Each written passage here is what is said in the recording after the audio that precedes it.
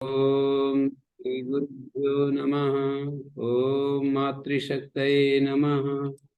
ओम असतो मा सद्गमय तमसो मा ज्योतिर्गमय मृत्योर्मामृतंगमय। ओम शांति शांति शांति। विवेक चूड़ामणि कक्षा 70। और ये हमारे श्लोक हो गए थे 440। हाँ, नमस्ते आचार्य जी। हाँ जी।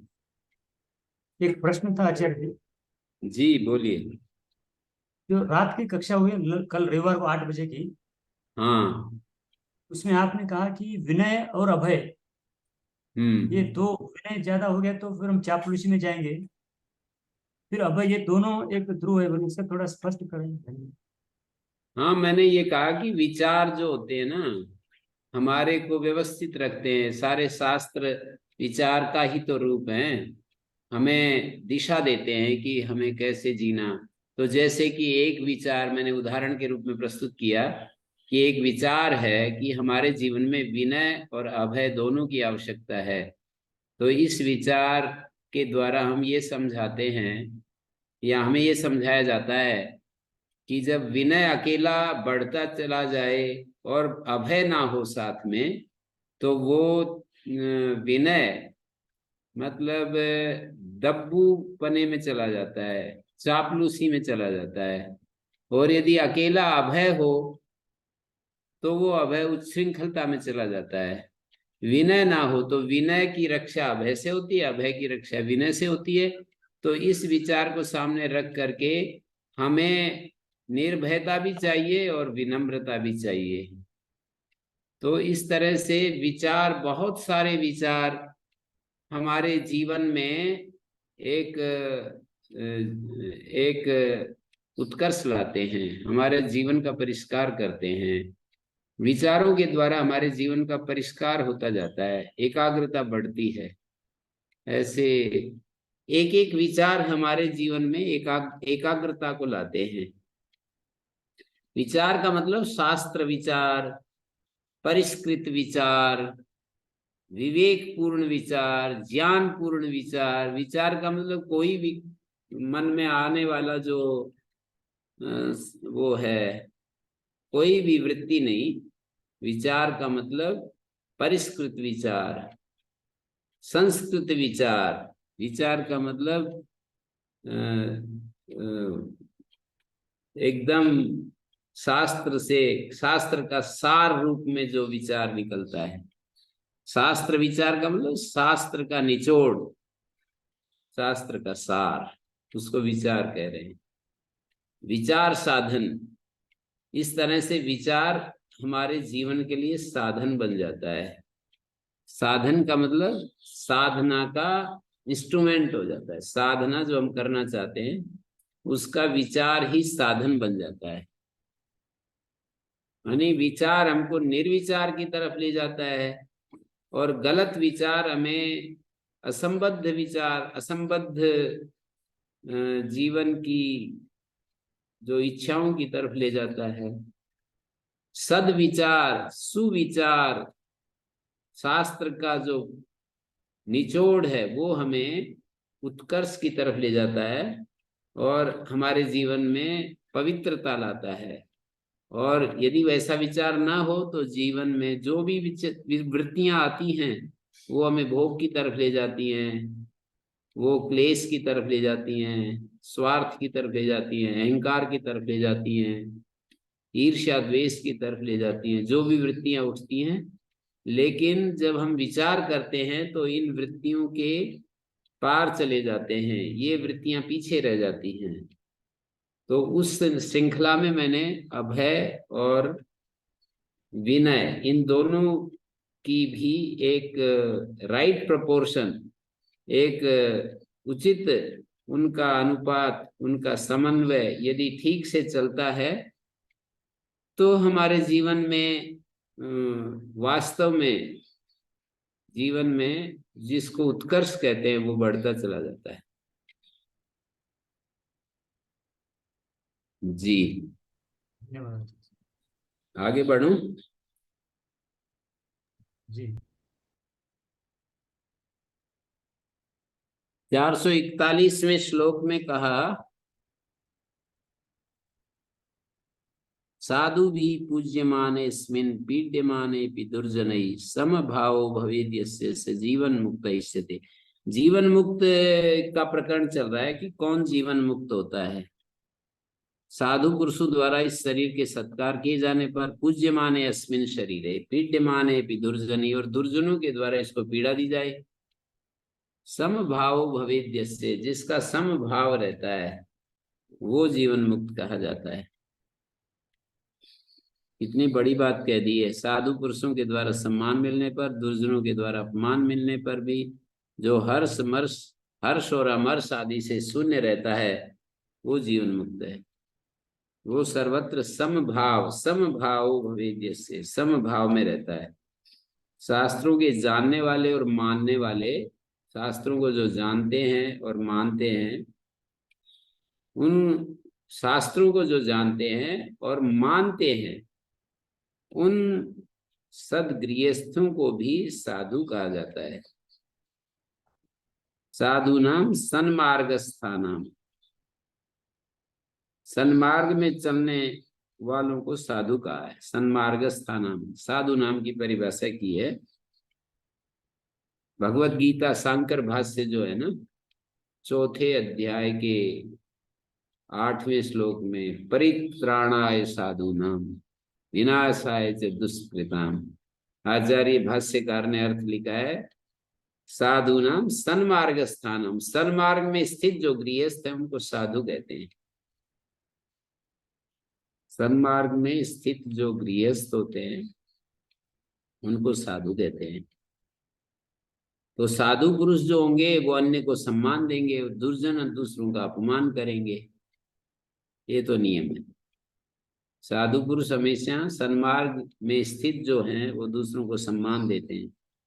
तो सज्जनों के द्वारा सम्मान प्राप्त होने पर जिनके मन में हर्ष नहीं होता, क्योंकि आत्मा को सम्मान की आवश्यकता नहीं है, शरीर सम्माननीय नहीं है, शरीर सम्माननीय हो नहीं सकता, और आत्मा को सम्मान की आवश्यकता नहीं है।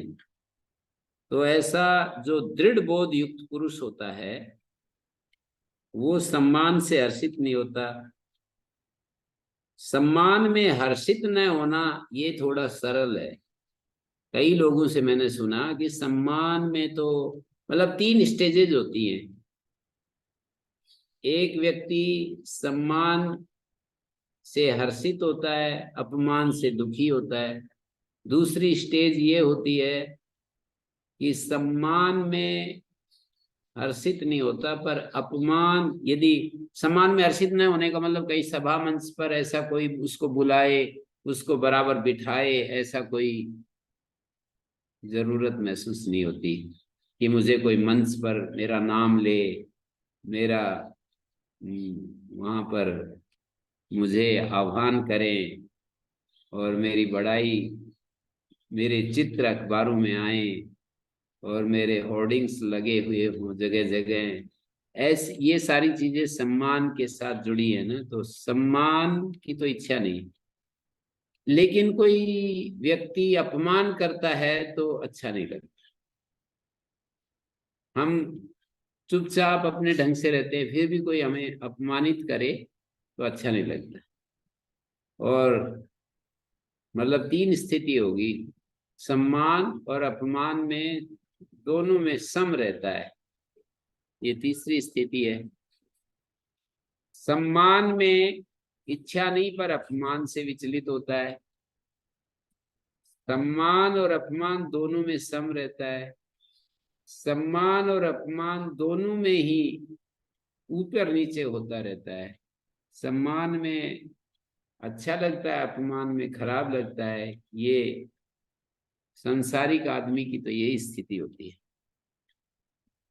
तो आत्मा को सम्मान की आवश्यकता नहीं, और शरीर सम्माननीय है नहीं, ऐसा जिनका दृढ़ बोध हो जाता है वो समान रूप से सम्मान से हर्षित नहीं होते। तो मैंने कहा सम्मान में हर्षित न होना थोड़ा आसान है, किंतु अपमान होने पर भी जो दुखी नहीं होता वो समभाव वाला कहा जाता है। अपमान होने पर भी दुखी नहीं हो जाता। आप अपना अपना अध्ययन करेंगे और अपने अपने बारे में अलग अलग परिस्थितियों में अपना अपना आलोचन करेंगे, अपने बारे में सोचेंगे, तो पता लगेगा कि अपमान में दुखी हो ही जाते हैं। सम्मान में कितना जल्दी रिकवर करते हैं वो अलग बात है, पर अपमान में तो एक बार दुखी हो ही जाते हैं, उदास हो जाते हैं। कोई आकर के यूं कह दे कि आप तो बिल्कुल, आपके सिद्धांत ठीक नहीं, इतने में ही विचलित हो जाते हैं, आप गुमराह कर रहे हैं लोगों को। कोई जैसे पागल कह दे तो हमें कुछ नहीं होता, कोई ठीक ठाक जिसको हम समझदार कहते हैं और वो कह दे तो फिर विचलित हो जाते हैं। तो अपमान में दुखी नहीं होना। दुष्ट जन हमेशा दूसरों को पीड़ा देने में आनंद का अनुभव करते हैं, साधु जन हमेशा सुख देने का सोचते हैं कि दूसरों को सुख मिले। तो दुष्टों के द्वारा पीड़ित होने पर भी जो उनके प्रति द्वेष नहीं करता वो जीवन मुक्त है। तो भाव यही है कि ज्ञानी की दृष्टि में आत्मा से अतिरिक्त और कुछ है नहीं, और सज्जन दुर्जन मान अपमान सब कुछ आत्मा में कल्पित हैं। तो ज्ञानी इनके विषय में एक समान भाव रखता है। ऐसा महात्मा लोग, ऐसे महात्मा को जीवन मुक्त कहते हैं। यत्र प्रविष्टा विषया परेरिता नदी प्रवाह इव वारिरासौ लिनन्ति सन्मात्रतया न विक्रिया न विक्रियाम उत्पादयन्तेष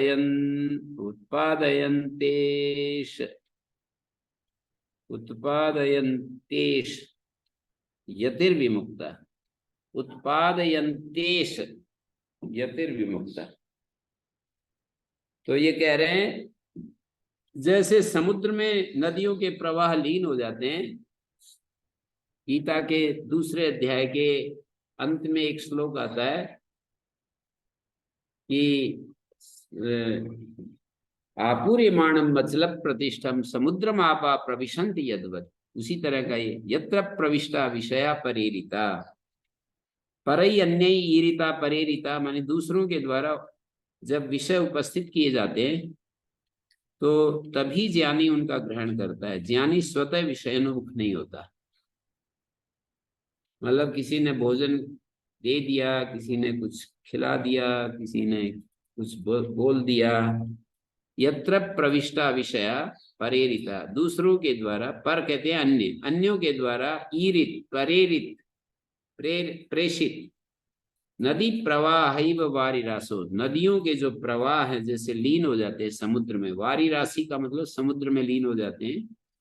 दूसरों के द्वारा निवेदित विषय जिसमें प्रविष्ट हो जाते हैं, दूसरों के द्वारा निवेदित विषय परेरिता विषय, अच्छे बुरे, अच्छे और बुरे विषय जैसे नदी में, ये सागर में नदी जाकर लीन हो जाती है, ऐसे दूसरों के द्वारा प्रेरित जो विषय हैं वो ज्ञानी में जाकर समाहित हो जाते हैं, मतलब विक्षोभ पैदा नहीं करते। लिनंति सन्मात्रतया न विक्रियाम, प्रविष्ट हो जाते हैं आत्मरूप से स्थित होने के कारण विषय जिसमें विकार उत्पन्न नहीं करते। सन्मात्रतया लिनंति न विक्रियाम उत्पादयन्ति एष यतिर्विमुक्ता, ऐसा यति विमुक्त होता है, ऐसा सन्यासी जीवन मुक्त होता है। तो ये विषय ज्ञानी में हर्ष अमर्ष अथवा दैन्य भाव आदि विकारों को उत्पन्न नहीं कर सकते। दैन्य भाव लिखा रहता है कई जगह, मैंने देखा, न दैन्यम न पलायनम, न तो दीनता अच्छी है न भागना अच्छा है। उत्साह के साथ, हिम्मत के साथ परिस्थितियों को फेस करना, यही है सत्पुरुषों का काम। समुद्र में कोई विकार उत्पन्न नहीं होता। मतलब ज्ञानी स्वतः तो विषय उन्मुख होता नहीं है, विषयों को देखे वो, लेकिन दूसरों के द्वारा उपस्थित जो विषय हैं, स्वतः उसके मन में विषयों की इच्छा नहीं होती, पर वो आ गए, मतलब सुशब्द, सुस्पर्श, सुरूप, सुरस, सुर, सुगंध, 5 चीजें मैंने बोल दी। या सुसम्मान, या कोई पावर हमें दे दी, या कोई सम्मान हमें दे दिया। प्रेरिता विषय, दूसरों के द्वारा प्रेरित विषय ज्ञानी में जाकर प्रविष्ट हो जाते हैं, जैसे नदियां समुद्र में प्रविष्ट हो जाती हैं। और लिनंती सन्मात्रतया, और सन्मात्रता से लीन हो जाते हैं। लिनंती का अर्थ है लीयंते, लीन हो जाते हैं। न विक्रियाम उत्पादयंती, उसके अंदर विक्षोभ पैदा नहीं करते विषय। एस यतिर्विमुक्ता, तो उसका कारण क्या हुआ? अनंत अखंड अजर अमर ब्रह्म। मैं स्वामी दयानंद की भाषा में कहेंगे तो यूं बोलेंगे, अजर अमर अखंड अनंत ब्रह्म में मैं स्थित हूं। ब्रह्म से मेरा तादात्म्य है। अद्वैत की भाषा में कहेंगे, अजर अमर अखंड अमर ब्रह्म ही तो मैं हूं। मैं अखंड अजर अमर ब्रह्म हूं, ऐसा बोलेंगे तो स्थिर रहता है। स्तुति निंदा आदि में कोई उसको फर्क नहीं पड़ता। स्तुति निंदा आदि में एक महात्मा के पास कुछ शिष्य आए और कहने लगे, गुरुजी अमुक व्यक्ति आपकी बड़ी निंदा करता है। हैं? स्वामी शरणानंद जी भी इस दृष्टांत को सुनाते हैं। कोई महात्मा के पास आए शिष्यगण की, अमुक व्यक्ति जो है ना, वो आपकी निंदा करता है, आप हमें आज्ञा दे तो हम उसे ठीक कर दें। तो इतना सुनकर महात्मा जी बोले, शरीरम यदि निंदन्ति सहायास्ते नरा मम, यदि मेरे शरीर की निंदा करते हैं तो वो मेरे सहायक बने हुए हैं। मैं कौन सा बड़ाई करता हूँ शरीर की, मैं भी निंदा करता हूँ। शरीर की वे लोग निंदा करते हैं अगर ये अच्छे काम नहीं करता है। शरीर की निंदा करते हैं, यदि शरीर को देख करके आदमी अच्छा नहीं है, शरीर को ही तो कहेंगे अच्छा नहीं, आत्मा को कौन अच्छा बुरा बताएगा। शरीरम यदि निंदन्ति सहायास्ते नरा मम, वे मनुष्य यदि मेरे शरीर की निंदा करते तो मेरे समर्थक हो गए, सहायक हो गए। क्योंकि मलमूत्र से परिपूर्ण अत्यंत अपवित्र इस शरीर की निंदा मैं भी तो करता हूं। मैं कौन सी प्रशंसा करता हूं।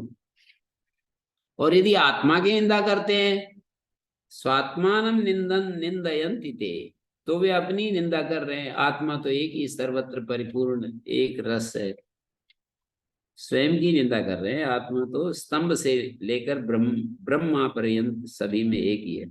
मेरे और उनके आत्मा में भेद कुछ है नहीं, दिखाई नहीं देता। तो स्वयं की ही अपनी ही निंदा कर रहे हैं। तो सारे शिष्य जो थे, महात्मा जी के जो शिष्य थे, वो चुप हो गए एकदम। तो ऐसे ये विचार ही तो हैं। देखो, एक विचार जो है हमको कष्ट दे देता है, दूसरा विचार हमको इतना सहज बना देता है। उसने मेरी निंदा की, ये जो विचार है, ये वृत्ति है, हमें कष्ट दे देती है। और यदि ये वृत्ति आ जाए कि भाई मेरे शरीर की निंदा करते हैं, तो वो मैं कौन सी निंदा नहीं कर रहा हूं, मैं भी तो कर रहा हूं। और यदि आत्मा की निंदा करते हैं तो आत्मा तो एक ही है, वो अपनी निंदा कर रहे हैं, मुझे क्यों दुखी होना इसमें। तो निर्गुण और निर्दोष ब्रह्म में जो स्थित है, तो वे सभी प्रकार के विकारों से रहित होते हैं। निर्गुण और निर्दोष जो होते हैं, वो सभी प्रकार के विकारों से मुक्त होते हैं। दूसरों के द्वारा प्रदत्त मान अपमान सब कुछ आकाश को काटने के लिए चलाई गई तलवार जैसे व्यर्थ हो जाती है। आकाश को काटने के लिए हम तलवार चलाएं तो ऐसी स्थिति हो जाती है। सब कुछ आकाश को काटने के लिए मान अपमान आदि सब चीजें कैसी हैं, जैसे आकाश को टुकड़े करने के लिए तलवार का प्रयोग करते हैं, पर वो व्यर्थ सिद्ध होता है। तो सन्यासी वासना क्षीण हो जाने और मन के नष्ट हो जाने के कारण मुक्त हो जाता है। न विक्रियाम उत्पादयन्ति एष यतिर्विमुक्ता। प्रारब्ध के अनुसार प्राप्त सुख और दुख का अनुभव तो ज्ञानी को भी होता है, तो फिर उसका निर्विकार होना कैसे संभव है? इस प्रश्न का उत्तर दिया जा रहा है। ये शंका तो सभी लोग करते ही हैं। विज्ञात ब्रह्म तत्वस्य यथा पूर्वम न संसृति अस्ति चेत् न स विज्ञात ब्रह्म भावो बहिर्मुख। जिसने ब्रह्म तत्व को जान लिया, विज्ञात ब्रह्म तत्व से यथा पूर्वम, उसको पूर्वत सुख दुख अनुभूति रूप संस्कृति नहीं होती, संसार उसके अंदर नहीं आता। विज्ञात ब्रह्म तत्व से यथा पूर्व माने पहले की तरह संसार नहीं उत्पन्न होता, संसार अपना प्रभाव नहीं छोड़ता। संसार प्रभाव किस पर छोड़ता है? जिसने ब्रह्म तत्व को नहीं जाना है, अपने आत्म स्वरूप को नहीं जाना है, वो मान में ऊपर उठता है, अपने को उठा हुआ मानता है, अपमान में नीचे गया हुआ मानता है। सुख दुख अनुभूति रूप संस्कृति नहीं होती। जिसने ब्रह्म तत्व को जान लिया है उसको पूर्वत सुख दुखानुभूति रूप संस्कृति नहीं होती, और यदि होती है तो ब्रह्म तत्व को उसने नहीं जाना, वो तो बहिर्मुख है, वो तो एक प्रकार से बहुत अस्ति चेत न से ब्रह्म तत्व विज्ञात ब्रह्म भाव। अस्ति चेत माने संसार यदि है पहले के समान, यदि ऐसा उसको पूर्वत सुख दुखों की अनुभूति होती है, न से विज्ञात ब्रह्म भावो, तो ब्रह्म तत्व को उसने नहीं जाना और वो बहिर्मुख है।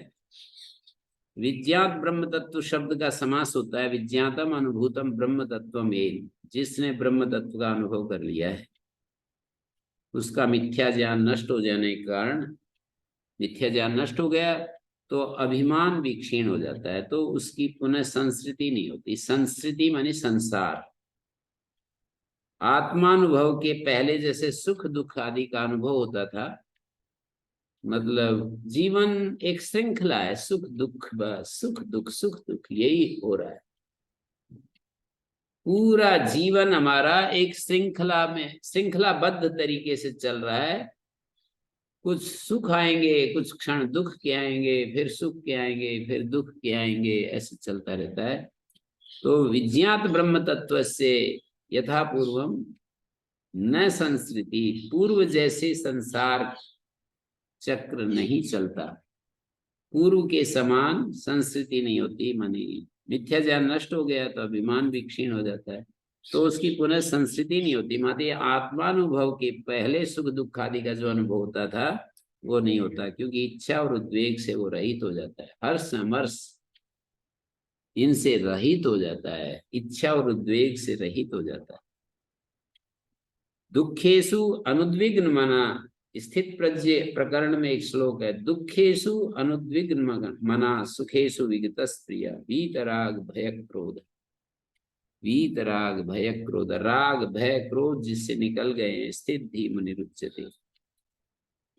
तो तीनों प्रकार के दुखों के प्राप्त होने पर जिसका मन उद्विग्न नहीं होता, दुखेशु आध्यात्मिक आदि भौतिक आदि दैविक, और सुखों की प्राप्त होने पर जिसका तृष्णा नष्ट हो गई है, जिसके राग भय क्रोध नष्ट हो गए, स्थित प्रज्ञ होता है।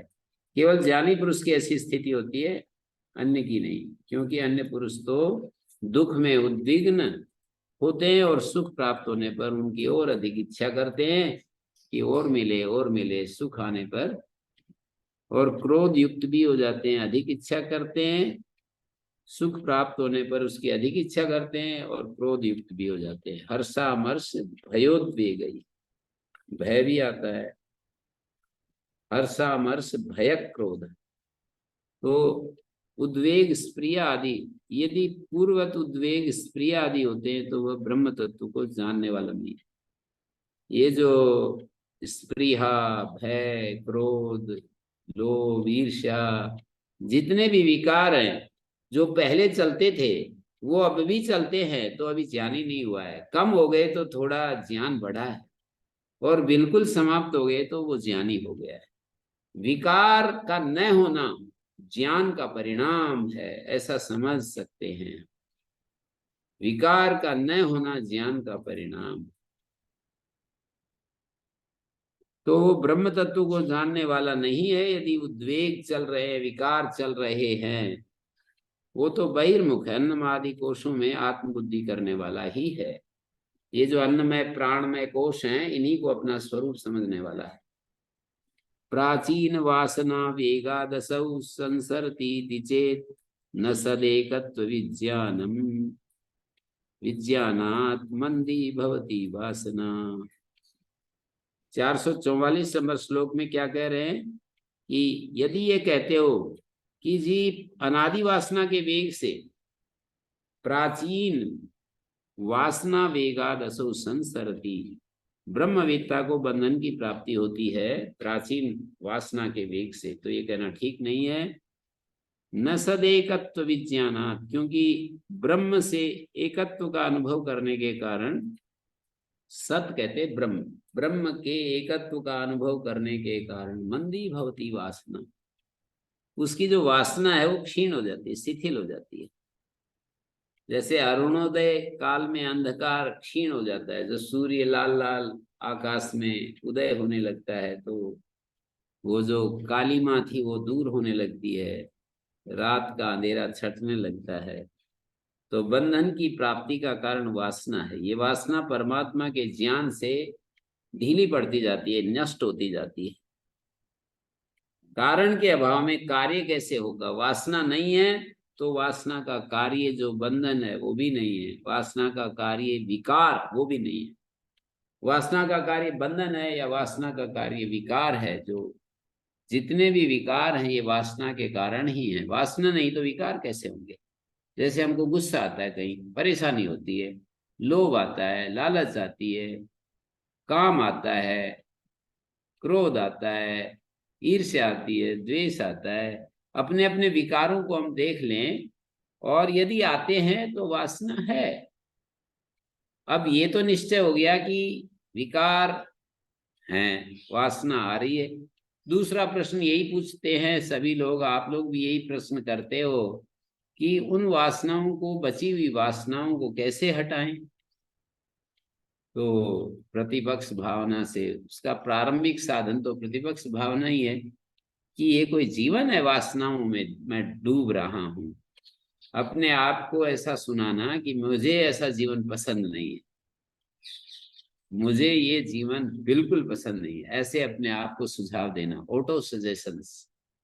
अपने आप को ही समझाना होता है कि ये मनुष्य होकर के मनुष्यत्व का अपमान है। ऐसा जब हम अपने को सुझाव देते हैं तो फिर विचार करते हैं कि ये वासनाएं पीछा नहीं छोड़ रही, क्या करें?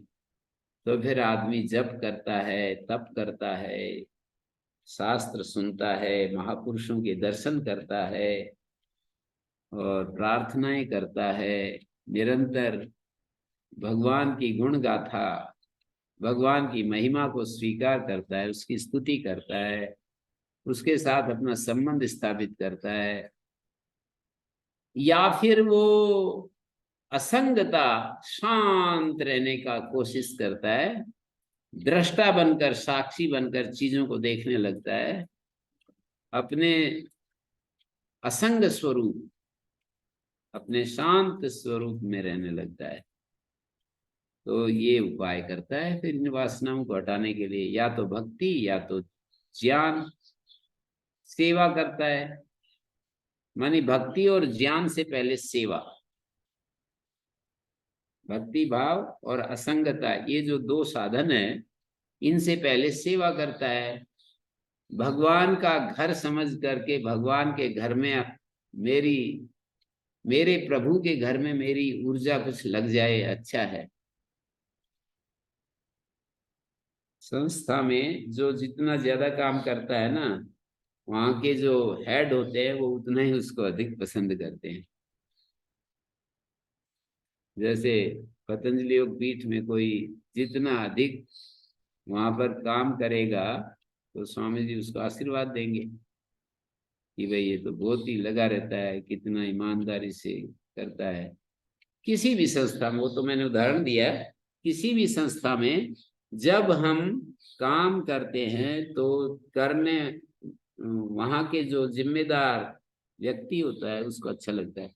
तो भगवान भी इस सृष्टि में सर्वज्ञ होकर के हमको देखता रहता है। हम आलस्य करते हैं, लापरवाही करते हैं, ईमानदारी से जीते हैं, या हम कैसा जीवन हम जी रहे हैं, तो हम बहुत ज्यादा सावधान हैं, ईमानदारी से जी रहे हैं तो भगवान को अच्छा लगता है। और हम लापरवाही करते हैं तो बुरा तो नहीं लगता, पर छोड़ देते हैं हमें अपने भाग्य पर कि भाई ठीक है, तुम अपना, मैंने तो ये पूरा खेत, ये संसार रूपी खेत तुम्हें दे दिया है, अपने कमाओ खाओ लड़ो झगड़ो सिर फोड़ो, दूसरों को तंग करो या शांति में रहो, जैसे भी तुम्हारी इच्छा रहो, मेरे को मेरे को कोई इससे तकलीफ नहीं होगी।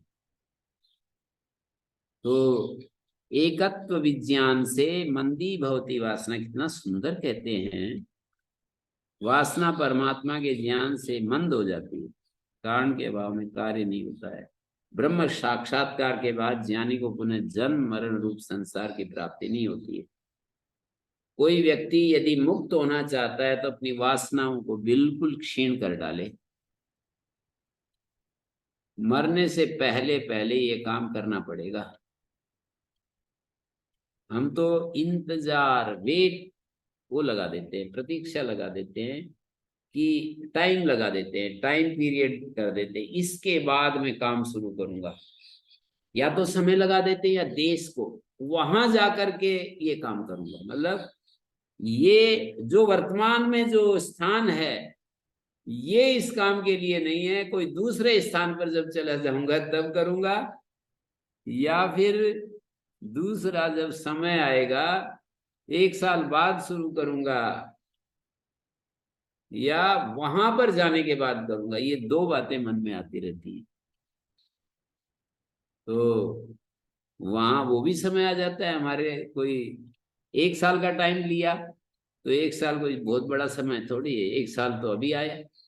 1 साल के बाद और फिर मान लीजिए वहां जाकर के साधना करने लगा तो फिर उसमें सफलता नहीं मिलती, तो फिर आदमी सोचता है कि भाई ये तो,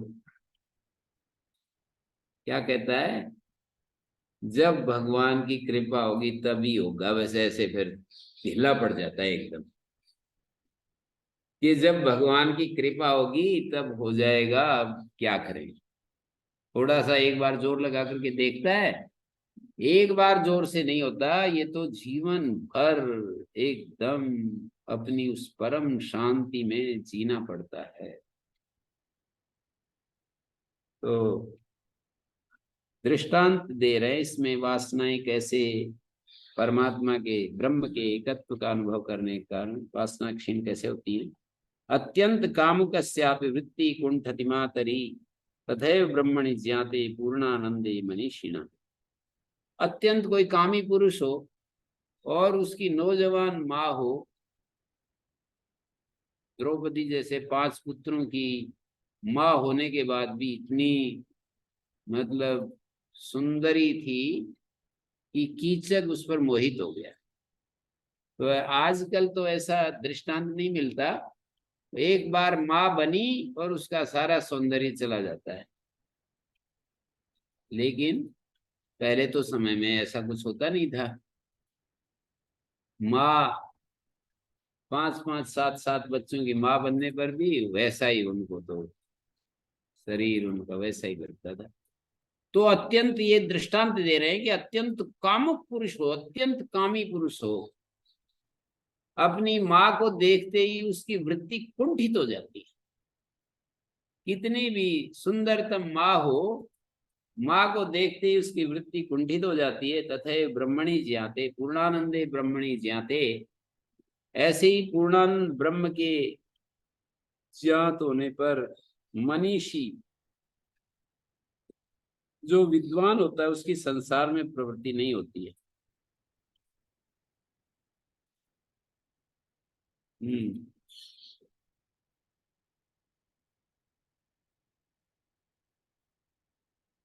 तो ये है, कोई पुरुष कितना कितना कितना दुष्ट हो इस विषय में, काम के विषय में, तो काम वृत्ति माता के समय समक्ष नष्ट हो जाती। तो पूर्णानंद स्वरूप ब्रह्म को भी अपना आत्मा मान करके जो अनुभव कर लेता है, पूर्णानंद स्वरूप ब्रह्म को जो अपना आत्मा समझ लेता है, उस ब्रह्मवेत्ता की संसार में प्रवृत्ति नहीं होती। क्योंकि चारों ओर से परिपूर्ण अमृत तुल्य जल का समुद्र प्राप्त हो जाने पर, अमृत समुद्र मिल जाए, छोटे छोटे जलाशयों को कौन ढूंढेगा? अमृत मिल जाए तो फिर इसको कौन, जो बिटर होने वाले कौन आकर्षित होगा? तो ये समझने की बात है। एक कोई दृष्टांत किसी ने इस विषय में एक सुनाया है, ये कैसे कुंठित हो जाती है। बहुत ही कामुक था कोई व्यक्ति, और वो नित्य रोजाना एक किसी वैश्या के पास चला जाता। तो उसने उससे उसका प्रेम हो गया, मतलब एक रोजाना एक वेश्या के पास जाता और जाते जाते उसका प्रेम हो गया। तो वो सब कुछ छोड़ने के लिए तैयार रहता था उसके लिए, मतलब ऐसी मन की स्थिति हो जाती है कि इसके लिए तो मैं सब कुछ त्याग सकता हूँ। तो पुरुष उच्च कुल में उत्पन्न हुआ था, उसके परिवार में गांव में बहुत प्रतिष्ठा थी। उसके पिता ने उसे बहुत समझाया कि तू उधर मत जा, ये अच्छा काम नहीं है। तो वो पागल हो गया उसके उसमें प्रवाह में, तो वो किसी की भी बात सुन नहीं रहा है। पिताजी ने अपनी व्यथा एक पंडित जी को सुनाई। पिताजी ने अपनी जो पीड़ा है, तो उन्होंने फिर पंडित जी से कहा, मैं जिस मंदिर में पूजा करता हूँ वहां उसे एक बार ले आइए, फिर मैं देखता हूँ, कोशिश करता हूँ, आपका दुख दूर हो जाएगा। तो पंडित जी ने, पंडित जी के कथनानुसार वो पुत्र को मंदिर में ले जाने के लिए राजी हो गया और बहुत समझाया, लेकिन पुत्र भी तो नहीं माना। वो तो तैयार हो गया कि ठीक है मैं लाता हूँ, लेकिन पुत्र माना नहीं। पुत्र उधर तैयार नहीं हुआ जाने के लिए। पिता ने अपनी प्रतिष्ठा बचाने के लिए उसी वैश्या के पास जाकर कहा कि तुझे जितना धन चाहिए उतना मुझसे ले लो, किंतु मेरे पुत्र को तुम छोड़ दो। तो अब वो वैश्या को धन के कारण, वैश्या तो धन के कारण ही उसको चाहती थी। तो वो जब उसे पर्याप्त धन मिल गया, तो उसने पिता की बात मान ली और कहा, कहिए मुझे क्या करना होगा, क्योंकि आपका पुत्र मुझ में इतना आसक्त है कि मुझे वो नहीं छोड़ना चाहता है। तब पिता ने कहा कि तुझे उसे राधा जी के मंदिर में ले आना है, जो राधा जी का मंदिर है उसमें ले आओ उसको। तो वैश्या राजी हो गई। पुत्र जब वैश्या के पास आया तो उसे फुसलाकर मंदिर ले आई, किंतु वो व्यक्ति उस वैश्या के प्रति इतना आसक्त था कि वैश्या जब मंदिर की ओर चली तो वो वैश्या का मुख देखता हुआ उल्टे पैर मंदिर की ओर चला, मतलब वापिस उल्टे उल्टे पैर चलता गया और उनका मुख देखता रहा। तो अब एक क्षण भी वैश्या के मुख का विरह सहना उसको, मतलब कष्टकारी हो रहा था। तो वैश्या मंदिर में पहुंच गई और मूर्ति के सामने खड़ी हो गई। तो वो पुरुष वैश्या की ओर मुख और मूर्ति की ओर पीठ करके खड़ा हो गया। तो पंडित जी के कहने पर वैश्या ने मूर्ति की ओर पीठ कर ली। वैश्या ने कहा कि तुम मूर्ति की तरफ पीठ कर लो। पंडित जी ने समझाया कि आप मूर्ति की तरफ पीठ कर लो ना, तो वैश्या मूर्ति की तरफ पीठ करके खड़ी होगी, मूर्ति के दर्शन कर ले, किंतु तब भी वो वैश्या की ओर ही देखता रहा। ये देखकर पंडित जी को बहुत ही दया आई। उन्होंने राधा जी से ही प्रार्थना की कि आप ही कृपा करो। बोलते हैं ना, ये तो जीवित जैसा मानते हैं ना, जिनकी आस्था ऐसी होती है कि राधा रानी। स्वामी प्रेमानंद जी कितने अच्छे संत आजकल हैं, झूला के पास खड़े होकर के उनको घंटों तक झुलाते रहते हैं, श्री कृष्ण को और राधा रानी को, क्या क्या करते हैं। आस्था की बात है। तो जब इसका उद्धार, अब इसका, हे माता अब इसका उद्धार करो, मतलब प्रार्थना की, तब अनायास वैश्या के पैर में खुजली हुई। तो वो पैर खुजलाने के लिए जैसे ही वैश्या झुकी, वैसे ही उस कामी पुरुष की दृष्टि राधा रानी के चरण कमलों में पड़ गई। राधा रानी के चरण कमलों में, उन चरण कमलों का दर्शन करते ही ऐसा मग्न हो गया, वो सब कुछ भूल गया, किसी भी तरह वो उसकी सुध नहीं रही। तो वैश्या को भी भूल गया, राधा रानी का अनन्य भक्त हो गया। तो ये तो केवल समझाने के लिए एक कल्पित दृष्टांत है। कहने का भाव यही है कि हम किसी बड़ी शक्ति के सामने जाकर के हमारे अंदर क्षुद्र भाव जो है समाप्त हो जाते हैं। निरति से आनंद जब हमें, तो विषय आनंद फिर फीका पड़ जाता है। विषयानंद जो होता है एक्साइटमेंट होता है उसमें, ब्रह्मानंद में एक रसता होती है। तो जो एक रसता वाला जो सुख है, एक रस सुख, उसका स्पर्श यदि हो जाए तो फिर सांसारिक कामनाएं स्वतः चली जाती हैं। आगे एक श्लोक में आएगा, चंद्रे महाल्लादिनी दीप्यमाने चित्तेन्दुमालोकयितुम कैच्छेद। अत्यंत आनंददायक पूर्ण चंद्रमा यदि प्रत्यक्ष हो, तो चित्र में लिखित जो चंद्रमा है, चित्र में चित्रित चंद्रमा को कौन देखना चाहे? चित्र में चित्रित चंद्रमा को कौन देखेगा? जो सामने रात में जो चंद्रमा है वो आकाश में खिल रहा। अब प्रारब्ध आदि कर्मों पर विचार कर रहे हैं 446वें श्लोक में। निरिध्यासनशीलस्य बाह्ये प्रत्यय ईक्षते ब्रवीति श्रुतिरेतस्य प्रारब्धम फलदर्शना। माने निधिध्यासनशील जो पुरुष होता है, बाह्य पदार्थों की प्रतीति होती देखी जाती है। निधिध्यासनशील से बाह्य प्रत्यय ईक्षते, बाह्य पदार्थों की प्रतीति होती देखी जाती है, और दुख का अनुभव रूप फल देखा जाने के कारण श्रुति इस ध्याता का प्रारब्ध कहती है।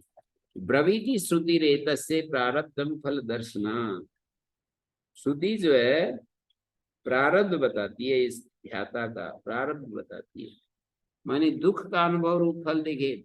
प्रवीति श्रुतिर एतस्य प्रारब्धम फल दर्शना। दुख का अनुभव रूप फल देखे जाने के कारण फल दर्शना, दुख का अनुभव रूप फल देखे जाने के कारण श्रुति इस ध्याता का प्रारब्ध कहती है। श्रवण से, देखिए ये कई बार आ चुकी है बात, उसको फिर हमें दोहराना होता है पक्का करने के लिए।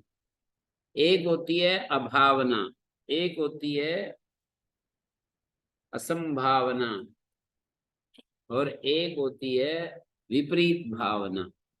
इन वृत्तियों को हमें एक एक, माने श्रवण मनन निधिध्यासन के द्वारा हटाना पड़ता है। श्रवण से प्रमाणगत संशय की निवृत्ति होती है। प्रमाण के विषय में जो हमारी अभावना होती है वो हट जाती है। सुनते जाएंगे सुनते जाएंगे, अब हमारे को ना ये जो प्रमाणगत जो संशय होता है वो चला जाएगा सुनने से। लेकिन मनन करने से जो प्रमेयगत संशय है वो मनन करने से निवृत्त होगा। केवल श्रवण करने से हमारा जो प्रमेयगत संशय वो नहीं हटेगा। प्रमेयगत संशय को हटाने के लिए मनन करना पड़ेगा। और विपरीत भावना को हटाने के लिए निधिध्यासन करना पड़ेगा। विपरीत भावना क्या होती है? शरीर को अपना स्वरूप समझना, ये विपरीत भावना ही है। सौंदर्य की कल्पना करना, नित्यत्व की कल्पना करना, ये सब विपरीत भावना है। शरीर मेरा ऐसा ही रहेगा और ये सब जो है ना, विपरीत भावना की निवृत्ति के लिए जो पुरुष निधिध्यासन में रत है, वो अपनी बुद्धि को आत्मा में स्थापित करने के लिए निरंतर प्रयासरत रहता है।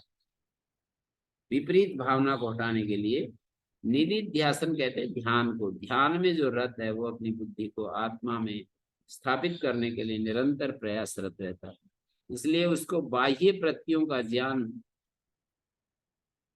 उसको ये जो बाह्य प्रतीतियां हैं, संसार हैं, चीजें हैं, वस्तुएं हैं, इनका ज्ञान होता है। और ब्रह्मातिरिक्त किसी की भी सत्ता को पारमार्थिक न मानते हुए भी बाह्य पदार्थों की अनुभूति, बाह्य पदार्थों की जो अनुभूति है उसे होती रहती है। ब्रह्मातिरिक्त किसी को भी सत्ता को पारमार्थिक न मानते हुए भी कि कोई भी पारमार्थिक सत्ता नहीं है, ऐसा प्रमाण के द्वारा उसने निश्चय कर लिया, मनन के द्वारा निश्चय कर लिया। पर ये विपरीत भावना मानी बाह्य पदार्थों की प्रतीति पदार्थ के रूप में होती रहती है, अभी ब्रह्म के रूप में उसको दृढ़ता नहीं आई है कि ये सब ब्रह्म रूप ही है। ब्रह्मातिरिक्त किसी भी सत्ता को पारमार्थिक न मानते हुए भी, तो क्या भाव हुआ? निधिध्यासन को ज्ञान की तृतीय भूमिका कहा जाता है। श्रवण, मनन, निधिध्यासन। पुरुष को आत्म साक्षात्कार नहीं हुआ है, इसलिए सूक्ष्म वासनाओं के कारण उसमें कर्तृत्व भाव, भोक्तृत्व भाव पूर्ण रूप से नष्ट नहीं हुआ है। कर्तृत्व भाव होना ही दुख का कारण है। जो कर्तृत्व भाव है वही दुख का कारण है। कर्तृत्व कर्तृत्व भाव होना ही दुख का कारण है। तो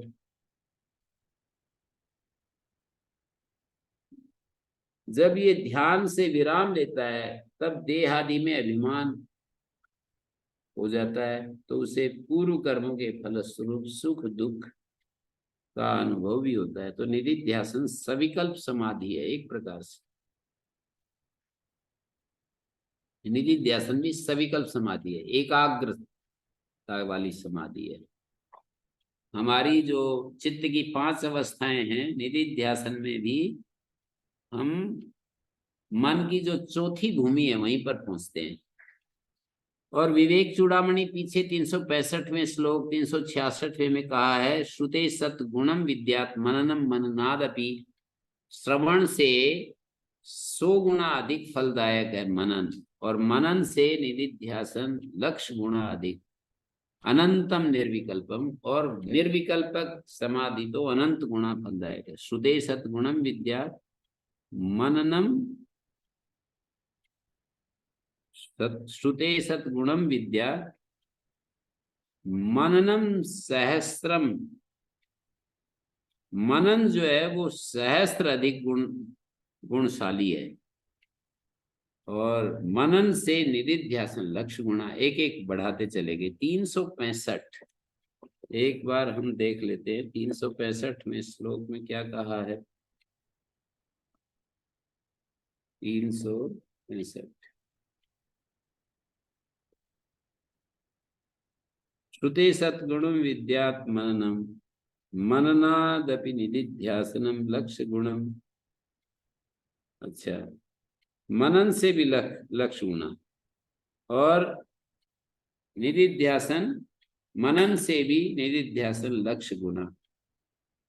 श्रुति से सतगुणा मनन को समझना चाहिए, और मनन से लाख गुना निधिध्यासन, और अनंत गुणा निर्विकल्प। निर्विकल्प समाधि न स्फुटम ब्रह्म तत्वम अवगम्यते ध्रुवम। निर्विकल्प समाधि से जो ब्रह्म तत्व है वो साक्षात अनुभव में आ जाता है। नान्यथा चल तया मनोगते प्रत्यांतर विमिश्रितम भवेत्।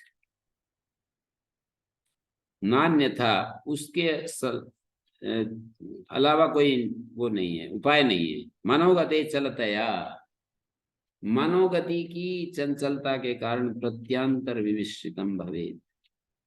प्रत्यांतर जो है इसमें विमिश्रित नहीं होता है, प्रत्यांतरम विमिश्रितम भवेत्। तो ये कहा निर्विकल्पक समाधिना स्फुटम ब्रह्म तत्व अवगम्यते ध्रुवम नान्यथा। ये ब्रह्म तत्व का अवगम बोध ऐसे ही होता है, अन्यथा नहीं, और कोई उपाय से नहीं होता है। अन्य अवस्थाओं में चित्त की वृत्ति चंचल होने के कारण चलतया मनोगते प्रत्यांतर विमिश्रितम भवेत्, प्रतीतियों से मिश्रित रहती है। प्रत्यांतर से मानी प्रतीतियों से मिली जुली होती है मनोगति की चंचलता के कारण। यही एक निर्विकल्प समाधि है जिसमें पूरा का पूरा हमें ब्रह्म तत्व का साक्षात अनुभव होता है। अन्य अवस्थाओं में चित्त की वृत्ति चंचल होने के कारण प्रत्यांतर मानी अलग अलग प्रतीतियों से मिश्रित रहती है। तो सविकल्प निर्विकल्प ये समाधि निधिध्यासन पर्यंत प्रारब्ध के अनुसार सुख दुख रूप फल की अनुभूति होती है। न है वही सशरीर से प्रिया प्रियोर अपहृतिरस्ति। सशरीर जब तक हम हैं तो प्रिय और अप्रिय का अपहति नहीं होती है। शरीरधारी के लिए प्रिय अप्रिय नष्ट नहीं होता। निधिध्यासनशील पुरुष को अभी शुद्ध आत्म साक्षात्कार नहीं हुआ है तो अध्यास की पूर्ण रूप से निवृत्ति नहीं होती है। निवृत्ति होती है, धीरे धीरे होती है, पर शुद्ध आत्म साक्षात्कार से अध्यास की निवृत्ति हो जाती है। सशरीरत्व माना है इसका। निधिध्यासन करते समय भी हम सशरीर अवस्था में होते हैं। प्रारब्ध अनात्म धर्म वाला होने के कारण प्रारब्ध जो कर्म होते हैं वो अनात्म धर्म वाले होने के कारण जिसने आत्म साक्षात्कार कर लिया है, ऐसे ब्रह्मविद वरिष्ठों के लिए ब्रह्म से व्यतिरिक्त कोई सत्ता न होने के कारण प्रारब्ध उन पर प्रभाव नहीं डाल सकते। तो आगे कहते हैं सुखाद्य। गुरुजी, हाँ जी, एक बार और थोड़ा सा ये दोहराना गुरुजी, जो आपने कहा श्रवण मनन और निर्धिध्यासन से, मतलब आपने निर्ध्यासन से कहा कि प्रतिपक्ष भावना हमारे अंदर होती है, श्रवण से एक मतलब श्रवण से हमें प्रमाण विषयक जो संशय वो हट जाता है, मनन से प्रमेयगत संशय हट जाता है, निधिध्यासन से विपरीत भावना की निवृत्ति होती है, लेकिन पूरी निवृत्ति नहीं होती। शुद्ध ब्रह्म का आत्म साक्षात्कार होने पर, निर्विकल्प समाधि होने पर, इसलिए 4 शब्द है ना, श्रवण मनन निधिध्यासन आत्म साक्षात्कार। तो साक्षात्कार से माने शुद्ध ब्रह्म के साक्षात्कार से विपरीत भावना पूरी की पूरी चली जाती है। हमको ये प्रतीतियां भी समाप्त हो जाती हैं। ब्रह्मातिरिक्त कुछ भी नहीं दिखाई देता, ये सब ब्रह्ममय दिखाई देने लगती है चीजें, संसार वस्तुएं सब चीजें ब्रह्ममय। तो उसमें प्रियता और अप्रियता समाप्त हो जाती है। प्रारब्ध के अनुसार सुख दुरूप फल की अनुभूति जब तक हो रही है तब तक हमारा अभी प्रारब्ध शेष है।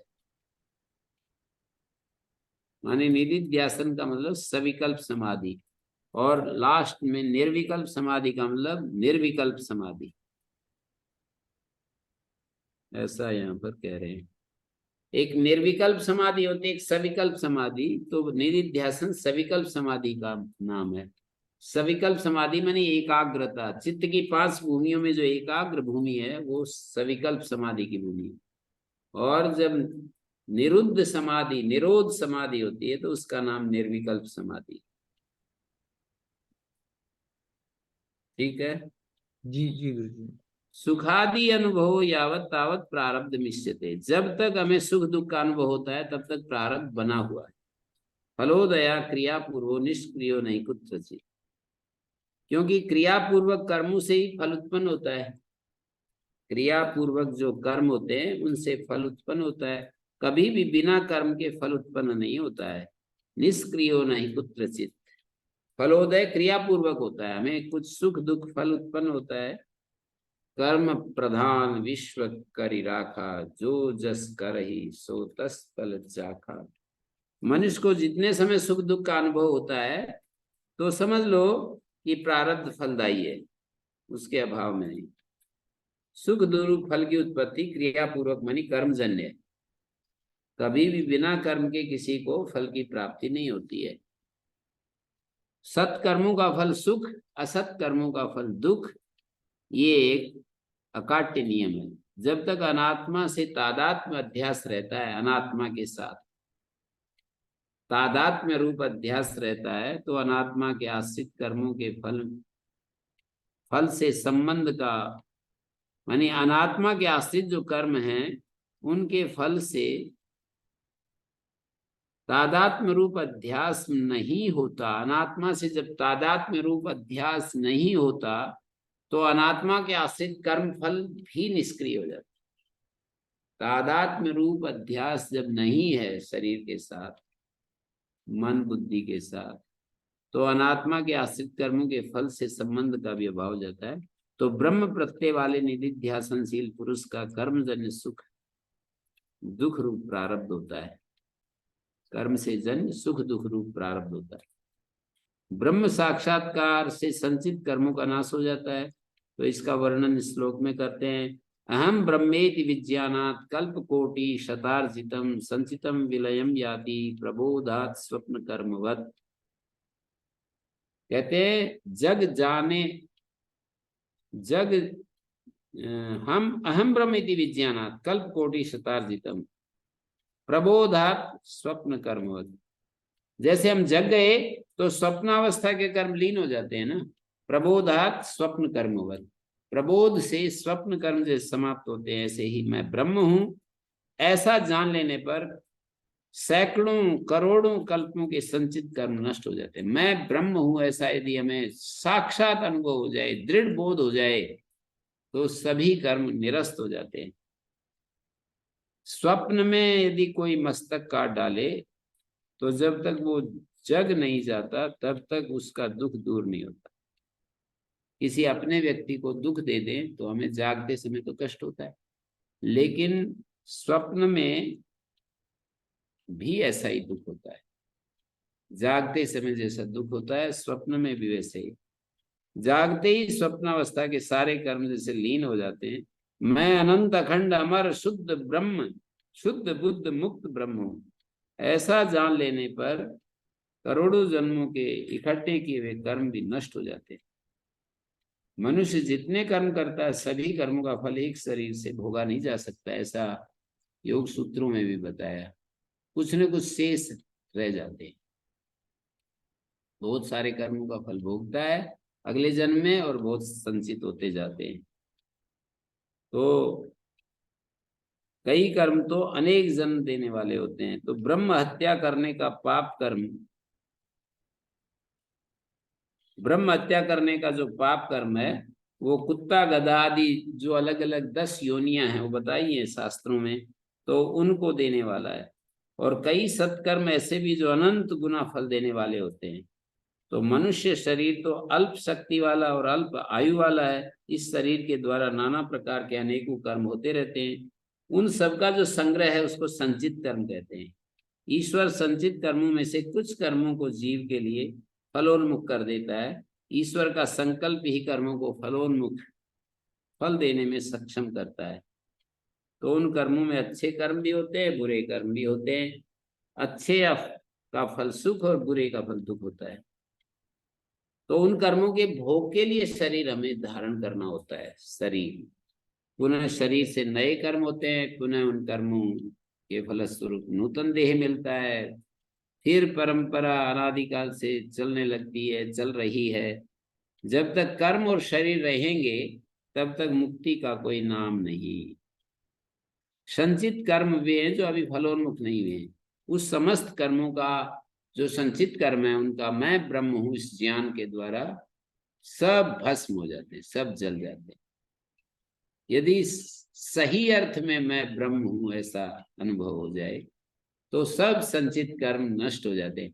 कर्म फल अवश्य देते हैं, लेकिन योग शास्त्र में भी कहा है तब देते हैं जबकि कर्म की वासनाएं हमारे भीतर हैं और आत्म तत्व का साक्षात। क्लेश मूला कर्माशय दृष्टा दृष्ट जन वेदने सती मूले तद विपाको जाते होगा। क्लेश यदि मूल में है तो कर्माशय फल देता है। क्लेश ही नहीं बचे, क्लेश ही नहीं बचे, आत्म साक्षात्कार होने पर क्लेश समाप्त हो जाते हैं। क्लेश नहीं बचे तो वो कर्मा से कैसे फल देगा। यत् कृतम स्वप्न वेलायाम पुण्यम व पापम उल्बणम सुप्तोत्थितस्य किम तत् स्यात् स्वर्गाय नरकाय वा। स्वप्नावस्था में अतिशय पुण्य या पाप युक्त जो कर्म किया जाता है स्वप्नावस्था में, स्वप्न वेलायाम पुण्यम व पापम उल्बणम, उल्बण माने तिरछा टेढ़ा कुटिल कर्म किया जाता है। सुप्तोत्थितस्य किम तत् स्यात्, सो करके जागने के बाद स्वर्ग नरक को क्या देगा, नहीं दे सकता है। स्वप्न देख रहा है और स्वप्न में अनेक अनेक पुण्य कर्म किए और पाप कर्म किए, उससे कुछ लेना देना नहीं है। सुप्तोत्थितस्य किम तत् स्यात् स्वर्गाय नरकाय वा, स्वर्ग या नरक का अधिकारी नहीं होता। आगामी कर्मों से ज्ञानी लिप्त नहीं होता, इसका वर्णन कर रहे हैं। स्वम अंगम उदासीनम परिज्याय नभो यथा न श्लिष्यते यति किंचित कदाचित भावी कर्म ही। स्वयं को असंग और उदासीन जानकर, स्वयं असंगम उदासीनम परिज्याय, अपने को असंग समझकर उदासीन समझकर, जैसे आकाश लिप्त नहीं होता है, नभ किसी भी वस्तु से लिप्त नहीं होता है। नभो यथा न श्लिष्यते यति किंचित कदाचित भावी कर्म भी। इसी प्रकार सन्यासी भावी कर्मों से कभी भी थोड़ा सा भी लिप्त नहीं होता है। ब्रह्मण्यादाय कर्माणि संगम त्यक्त्वा करोति या लिप्यतेन पापेन पद्मपत्रमिवाम्भसा। ब्रह्म में समस्त कर्मों का अर्पण करके जो पुरुष आसक्ति का त्याग कर देता है, वो कमल का पत्ता जैसे निर्लिप्त रहता है ऐसे निर्लिप्त हो जाता है। ज्ञानोत्तर काल में जो कर्म किए जाते हैं वो उसमें संस्कार नहीं छोड़ते हैं। अपने आत्मा को जो एक असंग और उदासीन कर्तृत्व भाव से रहित जान लेता है, सम्यक रूप से अनुभव कर लेता है, तो आगामी कर्मों से माने ज्ञान हो जाने के बाद शरीर आदि से होने वाले कर्मों से कभी भी किंचित मात्र विलिप्त नहीं होता। इसमें दृष्टांत ये कि जैसे आकाश जल अग्नि वायु आदि से लिप्त नहीं होता, ज्ञानी भी कर्मों से लिप्त नहीं। ज्ञान हो जाने के बाद प्रारब्ध अनुसार शरीर बना ही रहता है और शरीर आदि की स्थिति तब तक होगी जब तक कि कर्म अवश्य होंगे। तो ये सारा हमने देखा।